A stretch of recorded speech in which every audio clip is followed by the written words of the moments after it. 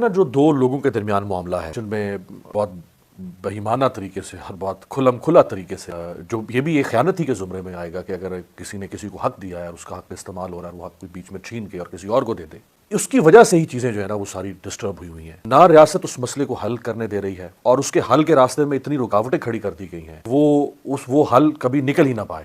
کتنی ہی لمبی ہو جائے صبح کو آپ روک نہیں سکتے۔ مولانا طاہر جمیل نے عید والے دن ہی فارم 47 والی حکومت کی قربانی دے دی۔ تو آج دیکھتے ہیں پہلے ویڈیو اور پھر بات کرتے ہیں ویڈیو دیکھ کے۔ میرے ساتھ موجود ہیں آج کے اس خصوصی پروگرام میں نہ صرف پاکستان بلکہ عالم اسلام کے انتہائی قابل قدر عالم دین جناب مولانا طارق جمیل صاحب۔ پاکستان میں ایک نفسہ نفسی اور افراتفری کی کیفیت ہے۔ جو حکمران ہے اس کی کیا ذمہ داری ہے، اس کے اوپر کیا گرفت ہوگی کہ اگر اس کے نیچے لوگ بھوک سے بلک رہے ہوں، بچے ایڑیاں رگڑ رہے ہوں، لوگ بیماریوں سے مر رہے ہوں، بے چھت ہوں، حکمران پھر کہاں کھڑا ہوگا؟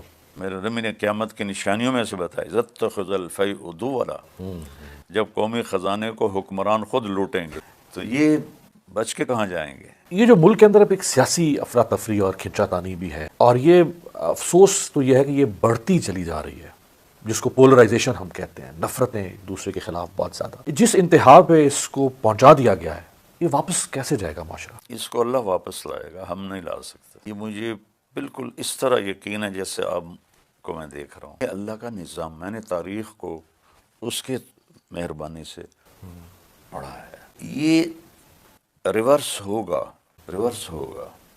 اور اسے اللہ ریورس کرے گا۔ نا جو دو لوگوں کے درمیان معاملہ ہے یا معاشرے میں افراد کے درمیان معاملات ہیں، اس میں لوگ ایک دوسرے کے ساتھ ظلم بھی کر سکتے ہیں، چھینا جھپٹی بھی کر سکتے ہیں، حق بھی مار سکتے ہیں۔ ایک وہ ظلم ہو جاتا ہے جو ریاست کے نظام کے تحت لوگوں پر آنا شروع ہو جائے۔ اس طرح کا منظر پاکستان میں کم از کم، میں اگر اپنی جو 40 سال کی عمر پار کر چکے ہیں، ہمارے لیے تو ایک بالکل نئی چیز ہے کہ اس ملک جی بالکل، میری اب 70 سال عمر ہے، میں نے بھی نہیں دیکھا۔ اچھا، آپ 70 والوں نے بھی نہیں دیکھا یہ ظلم؟ ایکشن میں بہت بہیمانہ طریقے سے ہر بات کھلم کھلا طریقے سے جو یہ بھی ایک خیانت ہی کے زمرے میں آئے گا کہ اگر کسی نے کسی کو حق دیا ہے اور اس کا حق استعمال ہو رہا ہے وہ حق بیچ میں چھین کے اور کسی اور کو دے دے، تو اس کی وجہ سے ہی چیزیں جو ہے نا وہ ساری ڈسٹرب ہوئی ہیں۔ نہ ریاست اس مسئلے کو حل کرنے دے رہی ہے اور اس کے حل کے راستے میں اتنی رکاوٹیں کھڑی کر دی گئی ہیں وہ حل کبھی نکل ہی نہ پائے۔ کوئی امانت دار نہیں رہے گا، بس زکوٰۃ و مغرمہ، زکوٰۃ دینے والے نہیں رہیں گے، کہیں گے کون یہ ٹیکس ادا کرے۔ تعلم لغیر الدین، علم دین دنیا بنانے کے لیے، دنیا کے لیے استعمال کیا جائے گا۔ یہ آج بہت زبردست ہو رہا ہے۔ وَأَطَاعَ الرَّجُلُ زَوْجَتَهُ، لوگ بیویوں کے فرما بردار ہوں گے۔ وَأَقَّ أُمَّهُ، اور ماں کو ذلیل کر کے رکھ دیں گے، صرف نافرمانی نہیں، اقا کہتے ہیں چیر پھاڑ دینا، یعنی ماں کے دل کو چیر پھاڑ دیں گے۔ ادنا صدیقہ، دوست کو گلے لگائیں گے۔ اقصا اباہ، باپ کو دیکھ کے راستہ بدل لیں گے کہ بلا نہ لے۔ ایسا ہو رہا ہے۔ اقصا اباہ وصاد القبیلۃ فاسق، قبیلوں کے سردار اللہ کے نافرمان ہوں۔ وکان رئیس القوم ارذلہم، حکمران نااہل ہوں گے۔ غور سے سن رہے ہیں؟ جی نکمے ہوں گے حکمران۔ اکرم الرجل مخافۃ شرہ، ایک دوسرے کو مسکرا کے ملیں گے، اندر میں بغض چھپایا ہوگا۔ ہمارے ہی کو مسیح ہے یہ۔ وارتفعت الاصوات فی المساجد، مسجدوں میں آگ بھڑکے گی، آوازیں بلند ہو جائیں گی، بجائے اللہ کی سنانے کے فرقہ واریت کو مرد ریشم پہنے گی۔ شربت الخمور، اور شراب عام ہو جائے گی۔ ولانا آخر هذه الامت اولها، اور بعد کے لوگ پچھلے لوگوں کو کہیں گے وہ تو ایسی بے وقوف تھے، ہم ہیں بڑے پڑھے لکھے۔ یہ اس میں پورا معاشرہ شامل۔ یہ ترمذی شریف کی روایت ہے، میں نے آپ کو ٹو کاپی کر کے سنا دی، شاید کوئی لفظ آگے پیچھے ہو گیا ہو۔ اس سے بھی بڑے ظالم آئے ہیں۔ دنیا کا ظالم ترین انسان تھا، زندہ انسانوں کو کھولتے تیل میں پھینک دیتا تھا، زندہ کی کھال اتروا دیتا تھا، پھر انہیں کڑا میں پھینک دیتا تھا، زندہ انسانوں کو کم بخت دفن کروا دیتا۔ اس نے باجزید یلدرم پہ حملہ کیا تو اس سے پہلے ایک شعر آیا، اس میں انہیں 5 مسلمان تھے وہ سامنے، باجزید یلدرم نے تو بڑی نیکی کی تھی، یورپ فتح کرنے نکلا تھا، 5000 ترک فوجیوں کو زندہ دفن کر دیا۔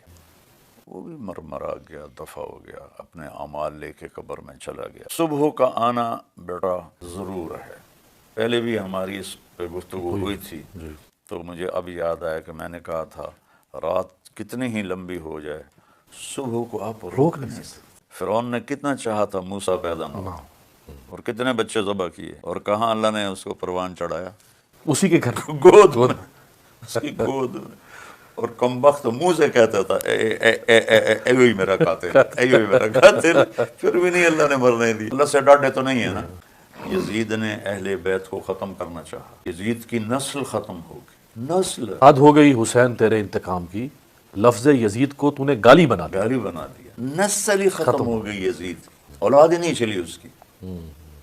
اور اہل بیت کو اللہ نے کہاں تک پھیلا؟ میری ماں اہل بیت سے، حالانکہ ہم تو راجپوت ہیں، جی. اللہ نے کہاں ان کو پھیلا دی. تو آپ کا ماننا ہے کہ ہر ظلم کا نظام اسی طرح ایک نہ ایک دن ختم ہو. ختم ہو ہی نہیں سکتا کہ چل سکے، نہیں ہو سکتا. بہت بہت شکریہ رام صاحب. میری طرف سے سارے پاکستانی بھائیوں کو عید مبارک ہو. اور میرا ایک پیغام ہے ان سب کے لیے، نفرتوں کو مٹا دیں. یہ سیاسی نفرت، یہ مذہبی نفرت، یہ قومی نفرت، یہ صوبائی نفرت، اس کو مٹا دیں. اختلاف رائے نہیں ختم ہو سکتا، لیکن محبت سے رہے، پیار سے رہے. قربانی کر دیا فارم 47 والی حکومت کو عمران صاحب نے، لیکن یہ بابے کو ٹھیک کیا ہے. ملک کے حالات حاضرات چل رہے ہیں ملک کے، ہاں جو مسائل چل رہے ہیں ملک کے اندر، سارے اسلام کے حوالے سے بیان کر دیے. ان حالات کو قیامت کے نشانیوں میں سے بتا دیا کہ یہ نشانیوں قیامت کی ایسا ہونے والے قیامت سے پہلے، تو یہ پاکستان میں پہلے ہی شروع ہو چکے ہیں. اس لیے یہ وہ خطرناک بات ہے، یہ عام بات نہیں ہے. حکمران بالکل کام نہیں کر رہے، عوام بھوکوں مر رہی ہے، بچے نہیں پال پا رہی، اپنے خرچہ نہیں پورا کر پا رہے، کھا پی نہیں پا رہے. یہ سارا قصور کس ہے؟ ابھی دیکھیں بار میں 2 عورتیں مر گئی ہیں بھوک سے، ان کو کھانا نہیں ملا. یہ کس پہ الزام جائے گا؟ یہ قاتل کون ہے اس کا؟ اس کے قاتل حکمران ہی ہے نا، اور کون ہے اس کا قاتل؟ ابھی دیکھیں جو عمران خان کی سائڈ لے گا، جو حق کی بات کرے گا، قانون کی حکمرانی کی بات کرے گا، جیسے ہمارے ساتھ بات کر رہے ہیں کہ عمران خان کی اور قانون اور آئین کی بات کر رہے ہیں وہ، کہ ملک میں رول آف لا ہو، حق و انصاف ہو، لیکن یہاں پہ کچھ بھی نہیں ہے. ابھی جو بھی ایسی بات کرے گا عمران خان کی سائڈ پہ کھڑا ہو کے، چاہے وہ عمران خان کے ساتھ نہ کھڑا ہو، وہی بات کرے جو عمران خان کرتا ہے، حق اور آئین کی بات کرتا ہے، وہ انصاف ہو، رول آف لا ہو، سیکورٹی ہو.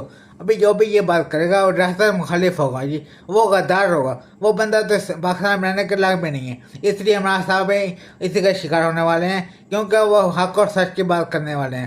وہ کافی دنوں سے حق اور سچ کی بات کریں، اس لیے کافی قوتیں ان کے پیچھے پڑ چکی ہیں، کافی میڈیا اس کے پیچھے پڑ چکا ہے کہ یہ بندہ صحیح نہیں ہے، غدار ہے، انقلابی ہے، یہ بندہ صحیح نہیں ہے. ابھی دیکھیں بات کو ٹھیک کرے.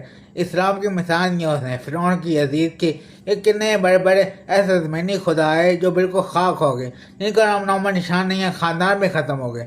ابھی دیکھیں ان کی بات بالکل ٹھیک ہے، یہ بھی آ جائیں کل نہیں ہوں گے، جو آج کل زمینی خدا بن کے بیٹھے ہیں.